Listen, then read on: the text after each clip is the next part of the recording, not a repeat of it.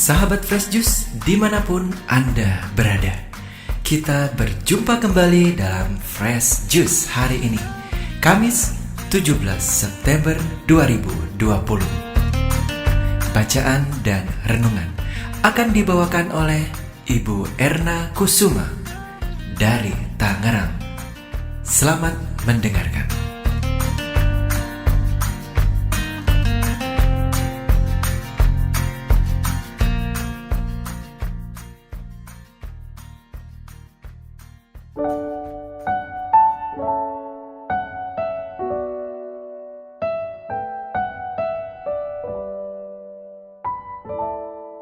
Para pendengar dari Fresh Juice dimanapun berada, kita telah mengetahui Allah Bapa akan mengampuni kesalahan dan dosa kita jika kita mau mengampuni kesalahan orang lain.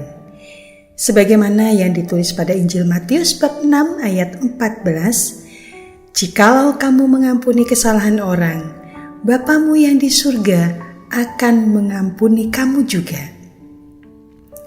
Melalui bacaan Injil pada hari ini, yaitu Injil Lukas bab 7 ayat 36 sampai dengan ayat 50, bahwa Allah Bapa akan mengampuni kita jika kita banyak berbuat kasih, yakni kasih Kristus.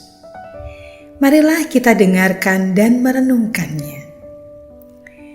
Inilah Injil Yesus Kristus menurut Lukas. Pada suatu ketika, seorang Farisi mengundang Yesus makan di rumahnya. Yesus datang ke rumah orang Farisi itu, lalu duduk makan. Di kota itu ada seorang wanita yang terkenal sebagai orang berdosa. Ketika mendengar bahwa Yesus sedang makan di rumah orang Farisi itu, datanglah ia membawa buli-buli pualam berisi minyak wangi. Sambil menangis, ia berdiri di belakang Yesus dekat kakinya, lalu membasahi kakinya dengan air matanya dan menyekanya dengan rambutnya. Kemudian ia mencium kaki Yesus dan meminyakinya dengan minyak wangi. Ketika orang Farisi yang mengundang Yesus melihat hal itu, ia berkata dalam hati, "Seandainya dia ini nabi, mestinya ia tahu siapakah dan orang apakah wanita yang menjamahnya ini. Mestinya ia tahu bahwa wanita ini adalah orang yang berdosa." Lalu Yesus berkata kepada orang Farisi itu, "Simon, ada yang hendak kukatakan kepadamu." Sahut Simon, "Katakanlah, Guru." Ada dua orang yang berhutang kepada seorang pelepas uang. Yang seorang berhutang 500 dinar, yang lain 50. Karena mereka tidak sanggup membayar, maka utang kedua orang itu dihapuskannya. Siapakah di antara mereka yang lebih mengasihi dia?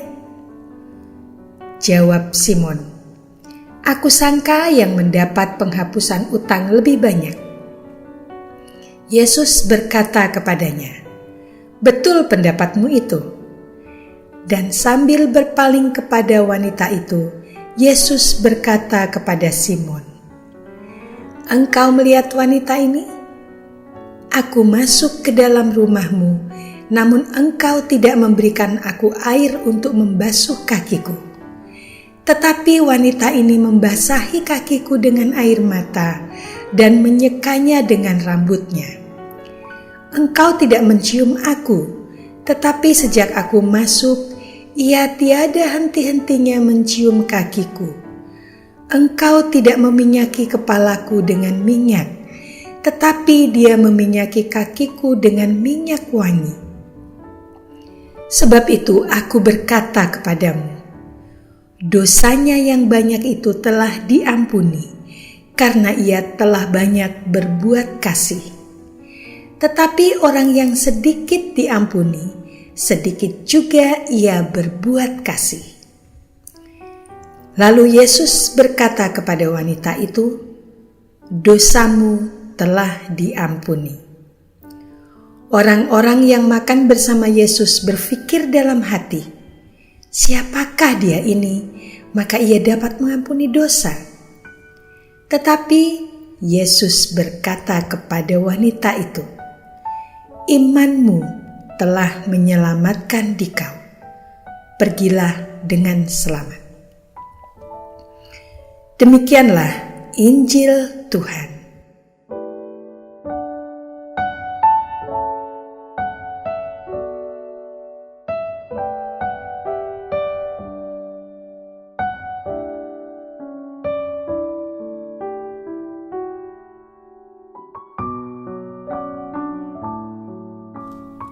Para pendengar setia Daily Fresh Juice yang dikasihi Allah, di zaman dulu perjamuan makan diselenggarakan seperti lesehan, tetapi orang tidak duduk melainkan rebahan, kakinya diselonjorkan ke belakang sambil menopang kepala menggunakan siku tangan.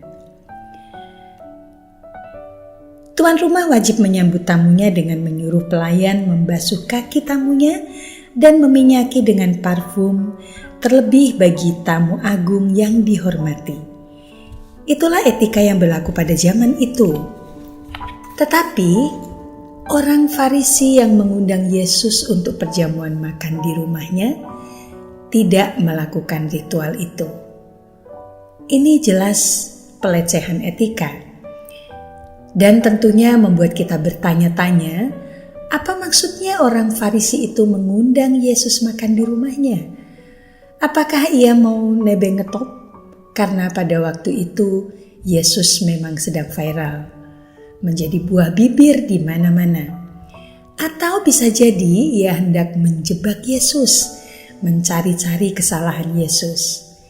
Alasan ini sangat masuk akal, sebab ia tidak melarang wanita yang dianggapnya pendosa datang ke rumahnya, malah membiarkan wanita itu berada di belakang Yesus untuk membasuh dan meminyaki kaki Yesus.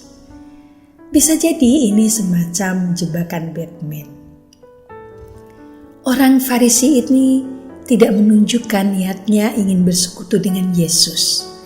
Tak ada ucapan atau sikapnya yang menunjukkan ia ingin bergabung dalam kerajaan surga, mengundang Yesus lebih untuk kepentingannya sendiri.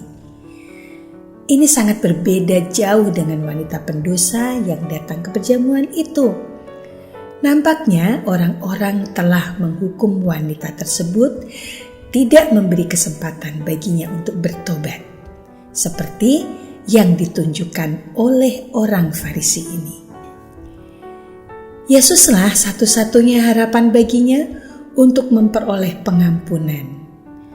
Dengan niat dan tekad yang kuat ia datang ke perjamuan itu, membawa buli-buli berisi minyak wangi.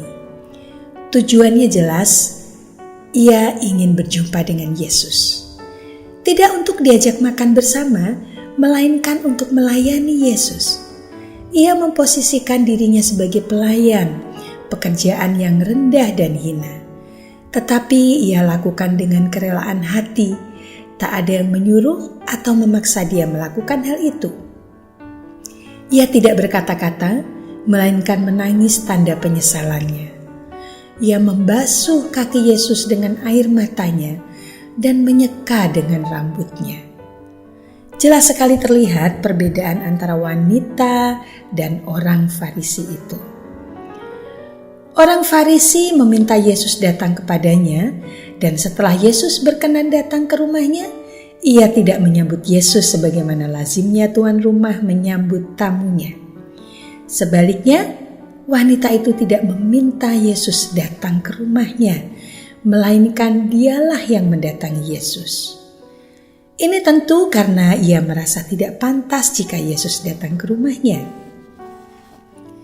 Para pendengar dari Fresh Juice yang dikasihi Allah, pada masa pandemi sekarang ini telah mengubah kebiasaan kita untuk bertemu dengan Tuhan Yesus Kristus. Sebelum masa ini, kitalah yang datang ke gereja untuk berjumpa dengannya. Tetapi sekarang, Tuhan yang datang ke rumah kita melalui live streaming. Pastilah kita tidak ingin menjadi seperti orang Farisi itu, tidak menghormati kedatangan Yesus di rumah kita sebagai tamu agung. Apa iya di saat Yesus datang ke rumah kita secara live streaming melalui paroki kita sendiri, kitanya justru malah bepergian ke gereja lain untuk mencari Yesus di sana. Apa iya Yesus yang kita cari di sana berbeda dengan Yesus yang datang ke rumah kita?